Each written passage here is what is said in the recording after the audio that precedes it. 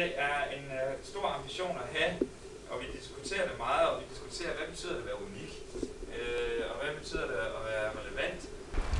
Jeg har lige været til pressemøde for Outgame, som er en slags homo-OL, kan man kalde det. Det er et stort arrangement med mange forskellige aktiviteter, hvor der kommer homoseksuelle fra alle dele af verden til København i 2009.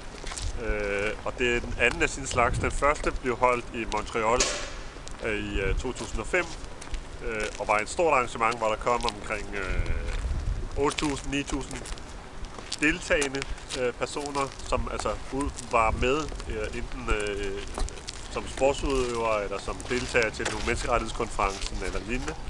Og herudover så er der så 25-30.000 turister og gæster, der deltager. Og det regner man så også med, der bliver i København. Så det bliver et rigtig, rigtig stort, spændende arrangement, som kan være med til at sætte fokus på menneskerettigheder og minoriteter.